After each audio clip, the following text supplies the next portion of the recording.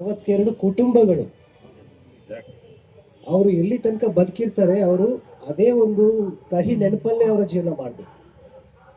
ಸುಮಾರು 2500 ವ್ಯಕ್ತಿಗಳು ಅಂತ ಇಟ್ಕೊಳ್ಳಿ.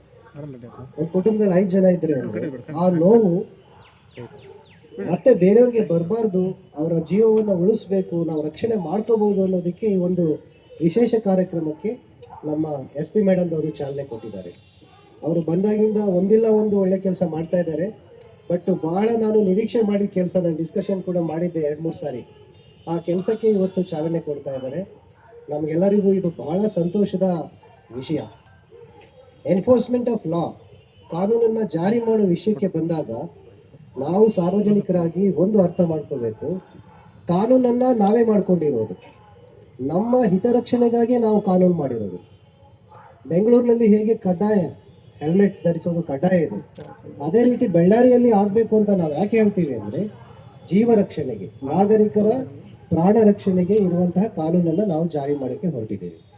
ಇದರಲ್ಲಿ ಯಾರಾದರೂ ಬಂದು ಮನವಿ ಕೊಟ್ಟರೆ ನಮಗೆ ಹೆಲ್ಮೆಟ್ ಕಡ್ಡಾಯ ಇರೋದನ್ನು ತೆಗಿರಿ ಅಂತ, ಅದರ ಅರ್ಥ ಏನಂತ ಹೇಳಿದರೆ ನೀವು ಜನರ ಪ್ರಾಣ ರಕ್ಷಣೆ ಮಾಡಬೇಡಿ ಅಂತ ಅರ್ಥ.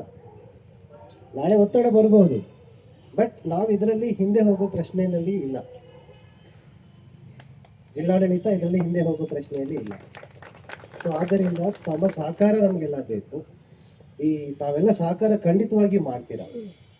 ಈಗ ನಾವು ರೀಸೆಂಟ್ಲಿ ಹೇಳೋದು, ಸಕಾಲ ಸರ್ವಿಸ್ ಸೇವೆನಲ್ಲಿ ರಾಜ್ಯದಲ್ಲೇ ನಂಬರ್ 1 ಮಾರ್ಚ್ ಅಂತ್ಯದಲ್ಲಿ ಮಾಡಿದ್ವಿ. ಸೆನ್ಸಸ್ಸಲ್ಲೇ ರಾಜ್ಯದಲ್ಲೇ ನಂಬರ್ 1 ಜನಗಣತಿಯಲ್ಲಿ. ಯಾಕೆ ಹೇಳ್ತೀನಿ ಅಂದರೆ, ನಮ್ಮ ಬಳ್ಳಾರಿಯ ಜನ ಅವ್ರಿಗೆ ಅಷ್ಟು ಇಚ್ಛಾಶಕ್ತಿ ಇದೆ ಅಂತ ಅರ್ಥ.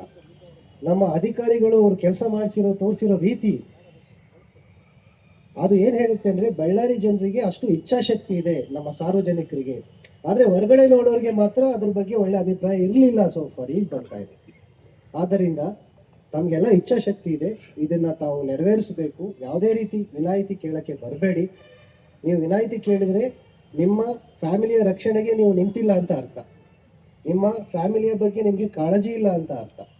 ಆದ್ದರಿಂದ ತಮ್ಮ ಸಹಕಾರ ಕೋರಿ ಈ ಒಂದು ಕಾರ್ಯಕ್ರಮವನ್ನು ಯಶಸ್ವಿ ಮಾಡಿಕೊಡಿ ಅಂತ ಹೇಳಿ ನಾವು ತಮಗೆ ಮನವಿ ಮಾಡ್ತೇನೆ. Thank you.